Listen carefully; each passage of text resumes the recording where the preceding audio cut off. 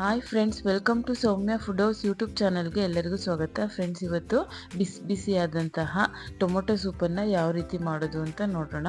ಅದಕ್ಕಿಂತ ಮುಂಚೆ ಯಾರೆಲ್ಲ ನೀವು ನಮ್ಮ ಚಾನಲನ್ನು ಸಬ್ಸ್ಕ್ರೈಬ್ ಆಗಿಲ್ಲೋ, ಸೊ ಕೆಳಗಡೆ ಕಾಣ್ತಿರ್ತಕ್ಕಂಥ ಸಬ್ಸ್ಕ್ರೈಬ್ ಬಟನ್ ಮೇಲೆ ಒತ್ತಿ ಮತ್ತು ಬೆಲ್ ಐಕಾನ್ ಮೇಲೆ ಕ್ಲಿಕ್ ಮಾಡಿ. ನೋಡಿ ಎಷ್ಟು ಕರೆಕ್ಟಾಗಿ ಆ ಥಿಕ್ನೆಸ್ ಆಗಿರ್ಬೋದು, ಆ ಕ್ರಿಸ್ಪಿಯಾದಂತಹ ಬ್ರೆಡ್ ಕ್ರಮ್ಸ್ ಆಗಿರ್ಬೋದು, ಎಷ್ಟು ಕರೆಕ್ಟಾಗಿ ಟೊಮೊಟೊ ಸೂಪು ರೆಡಿ ಆಗಿದೆ ಅಂತ. ಸೊ ಇದನ್ನು ಯಾವ ರೀತಿ ಮಾಡೋದು ಅಂತ ನೋಡೋಣ. ಮೊದಲಿಗೆ ಇದಕ್ಕೆ ಒಂದು 5 ಆ್ಯಪಲ್ ಟೊಮೊಟೊನ ತೊಗೋಬೇಕು, 1 ಕ್ಯಾರೆಟ್ ತೊಗೋಬೇಕು. ನೆಕ್ಸ್ಟ್ ಇಲ್ಲಿ ಕುಕ್ಕರ್ಗೆ 1 ಟೇಬಲ್ ಸ್ಪೂನಷ್ಟು ಬೆಣ್ಣೆ ಹಾಕಬೇಕು. ಬೆಣ್ಣೆ ಎಲ್ಲ ಚೆನ್ನಾಗಿ ಕರಗಿದ ಮೇಲೆ ಅದಕ್ಕೆ 1 ಟೇಬಲ್ ಸ್ಪೂನಷ್ಟು ಕಾಳು ಮೆಣಸನ್ನು ಹಾಕಬೇಕು. ಅದಾದಮೇಲೆ ನೆಕ್ಸ್ಟು 2 ಅಥವಾ 3 ಏಲಕ್ಕಿ ಮತ್ತು 2 ಇಂಚಷ್ಟು ಚಕ್ಕೆ ಮತ್ತು 2 ಪಲಾವ್ ಎಲೆನ ಹಾಕಬೇಕು. ಅದಾದಮೇಲೆ 1 ಟೇಬಲ್ ಸ್ಪೂನಷ್ಟು ಹಸಿ ಶುಂಠಿ ಬೆಳ್ಳುಳ್ಳಿ ಪೇಸ್ಟನ್ನು ಹಾಕಬೇಕು. ಹಾಕ್ಬಿಟ್ಟು ಅದನ್ನೆಲ್ಲ ನೀಟಾಗಿ ಹಸಿ ಶುಂಠಿ ಬೆಳ್ಳುಳ್ಳಿ ವಾಸನೆ ಹೋಗೋ ರೀತಿ ಅದನ್ನು ಚೆನ್ನಾಗಿ ಬೆಣ್ಣೆಯಲ್ಲಿ ಫ್ರೈ ಮಾಡಬೇಕು. ಇಲ್ಲ ಅಂದರೆ ಹಸಿ ಶುಂಠಿ ಬೆಳ್ಳುಳ್ಳಿನ ಹಾಗೆ ಡೈರೆಕ್ಟಾಗೂ ಕೂಡ ಹಾಕ್ಕೋಬೋದು. ಅದಾದಮೇಲೆ ಈ ಥರ ಅದ್ರ ಮೇಗಳು ಸ್ವಲ್ಪ ಸಿಪ್ಪೆ ತೆಗೆದ್ಬಿಟ್ಟು ಈ ಥರ ನೀಟಾಗಿ ಹೆಚ್ಕೊಂಡು ಈ ಟೊಮೊಟೊನು ಮತ್ತು ಕ್ಯಾರೆಟನ್ನು ಚಿಕ್ಕದಾಗಿ ಹೆಚ್ಚಿ ಈ ಕುಕ್ಕರ್ಗೆ ಹಾಕ್ಕೋಬೇಕು. ಅದಾದಮೇಲೆ ಜಸ್ಟ್ ಇದು ಮುಳುಗುವಷ್ಟು ನೀರನ್ನು ಮಾತ್ರ ಹಾಕ್ಕೋಬೇಕು. ಈ ಥರ ಮುಳುಗುವಷ್ಟು ನೀರನ್ನು ಹಾಕ್ಬಿಟ್ಟು ನಾವು ಒಂದು ಕುಕ್ಕರ್ ಲಿಡ್ನ ಕ್ಲೋಸ್ ಮಾಡಿಬಿಟ್ಟು 2ರಿಂದ 3 ವಿಷಲಷ್ಟು ಕುಕ್ಕರ್ನ ಕೂಗಿಸ್ಕೋಬೇಕು. ಆ ಕುಕ್ಕರ್ ಕೂಗ್ಬಿಟ್ಟು ಕೂಲ್ ಆಗೋಷ್ಟರೊಳಗೆ ನಾವು ಈ ಕಡೆ ಮತ್ತೆ ಬ್ರೆಡ್ನ ಕ್ರಮ್ಸ್ ಯಾವ ರೀತಿ ಮಾಡೋದು ಅಂತ ನೋಡೋಣ. ಈ ಥರ ಬ್ರೆಡ್ ತೊಗೊಂಡ್ಬಿಟ್ಟು ಅದನ್ನು ಒಂದು ಚಾಕು ಸಹಾಯದಿಂದ ಚಿಕ್ಕ ಪೀಸ್ಗಳನ್ನಾಗಿ ಕ್ಯೂಬ್ಸ್ಗಳ ರೀತಿ ಕಟ್ ಮಾಡ್ಕೋಬೇಕು. ನೋಡಿ, ಈ ಥರ ಚಿಕ್ಕದಾಗಿ ಸೈಡಲ್ಲಿ ಎಡ್ಜಲ್ಲಿ ಇರ್ತಕ್ಕಂತಹ ಗೋಲ್ಡನ್ ಬ್ರೌನ್ ಕಲರ್ ಬ್ರೆಡ್ ಇದನ್ನ ತೆಗೆದುಬಿಟ್ಟು ಎಡ್ಜನ್ನು ಈ ಥರ ಮಧ್ಯಭಾಗದಲ್ಲಿ ವೈಟ್ ಕಲರ್ ಇದೆಯಲ್ಲ ಅದನ್ನ ಈ ಥರ ಚಿಕ್ಕದಾಗಿ ಕಟ್ ಮಾಡ್ಕೋಬೇಕು. ನೋಡಿ, ಈ ಥರ ಚಿಕ್ಕ ಕ್ಯೂಬ್ಸ್ಗಳ ರೀತಿ ಅದನ್ನ ಅಷ್ಟು ಬ್ರೆಡನ್ನು ಕಟ್ ಮಾಡಿ ಒಂದು ಬೌಲ್ಗೆ ತಕ್ಕೋಬೇಕು. ಈ ಥರ ಚಿಕ್ಕ ಪೀಸ್ಗಳನ್ನಾಗಿ ಕಟ್ ಮಾಡಿದ್ಮೇಲೆ ನೆಕ್ಸ್ಟು ಗ್ಯಾಸ್ ಮೇಲೆ ಒಂದು ಪ್ಯಾನ್ ಇಟ್ಬಿಟ್ಟು ಅದಕ್ಕೆ 100 ml ಅಷ್ಟು ಎಣ್ಣೆನ ಹಾಕಬೇಕು, ಅಥವಾ ನೀವು ತುಪ್ಪನೂ ಯೂಸ್ ಮಾಡ್ಬೋದು. ಸೊ ನಿಮ್ಮ ಚಾಯ್ಸ್ ಅದು. ಸೊ ಅದಾದಮೇಲೆ ಎಣ್ಣೆ ಚೆನ್ನಾಗಿ ಕಾದ್ಮೇಲೆ ಅದಕ್ಕೆ ಈ ಥರ ಕಟ್ ಮಾಡಿರ್ತಕ್ಕಂಥ ಬ್ರೆಡ್ ಪೀಸ್ಗಳನ್ನು ಹಾಕಬೇಕು. ಬ್ರೆಡ್ ಪೀಸ್ಗಳನ್ನು ಹಾಕ್ಬಿಟ್ಟು ನಾವು ಅದನ್ನು ಡಿಸ್ಟರ್ಬ್ ಮಾಡಬೇಡ, 2 ನಿಮಿಷಗಳ ಕಾಲ ಹಾಗೆ ಬಿಡಬೇಕು. ಅದನ್ನು ನಾವು ಪದೇ ಈ ಥರ 2 ಸೈಡಲ್ಲೂ ಅದನ್ನು ಫ್ರೈ ಮಾಡಬಾರ್ದು, ಒಂದೇ ಸರಿ ಅದನ್ನು ಫ್ರೈ ಮಾಡಬೇಕು. ಜಸ್ಟ್ ಈ ಥರ 2 ನಿಮಿಷ ಆದಮೇಲೆ ಅದು ಈ ಥರ ಗೋಲ್ಡನ್ ಬ್ರೌನ್ ಕಲರ್ ಆಗಿರುತ್ತೆ. ಆವಾಗ ನಾವು ಮತ್ತೆ ಈ ಥರ ಇನ್ನೊಂದು ಸೈಡು ಅದನ್ನು ತಿರುಗಿಸ್ಬಿಟ್ಟು ಗೋಲ್ಡನ್ ಬ್ರೌನ್ ಕಲರ್ ರೀತಿ ಅದನ್ನು ಚೆನ್ನಾಗಿ ಫ್ರೈ ಮಾಡ್ಕೋಬೇಕು.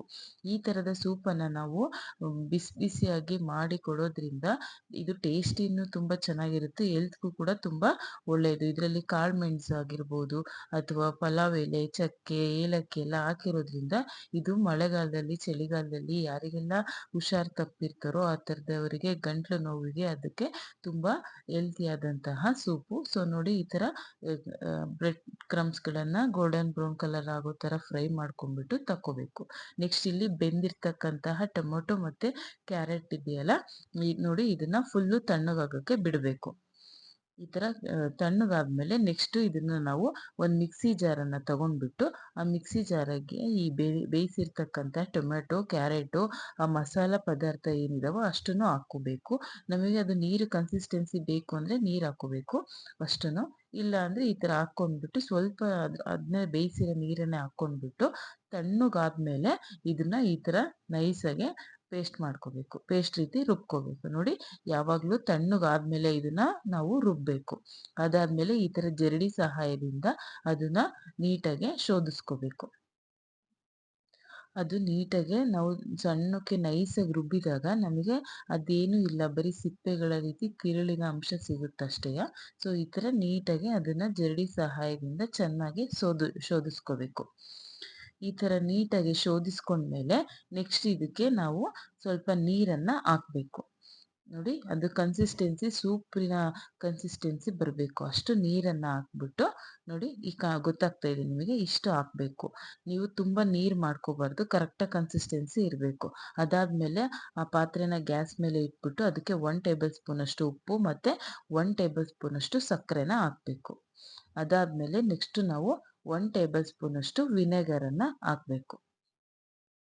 ವಿನೆಗರನ್ನು ಹಾಕಿದ್ಮೇಲೆ ಇದನ್ನು ನೀಟಾಗಿ ಚೆನ್ನಾಗಿ ಕುದಿಸ್ಬೇಕು. ಇದು ಎಷ್ಟು ಚೆನ್ನಾಗಿ ಕುದಿಯುತ್ತೋ ಅಷ್ಟು ಚೆನ್ನಾಗಿ ಸೂಪು ಟೇಸ್ಟಿಯಾಗಿ ಬರುತ್ತೆ. ನೋಡಿ ಈ ಥರ ಚೆನ್ನಾಗಿ ಕುದೀತಾ ಇರಬೇಕು.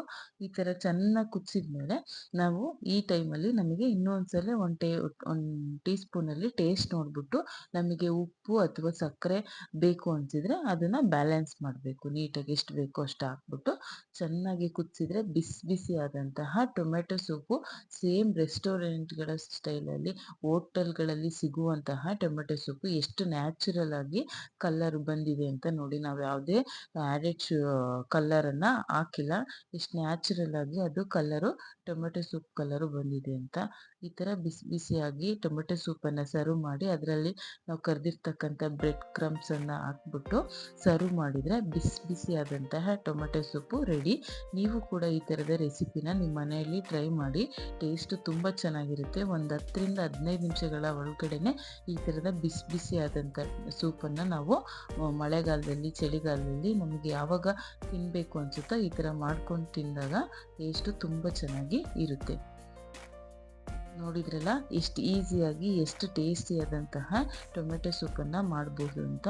ಸೊ ಇನ್ನು ಯಾರೆಲ್ಲ ನಮ್ಮ ಚಾನಲನ್ನು ಸಬ್ಸ್ಕ್ರೈಬ್ ಆಗಿಲ್ಲೋ ಸಬ್ಸ್ಕ್ರೈಬ್ ಆಗೋದನ್ನು ಮರಿಬೇಡಿ. Thank you for watching.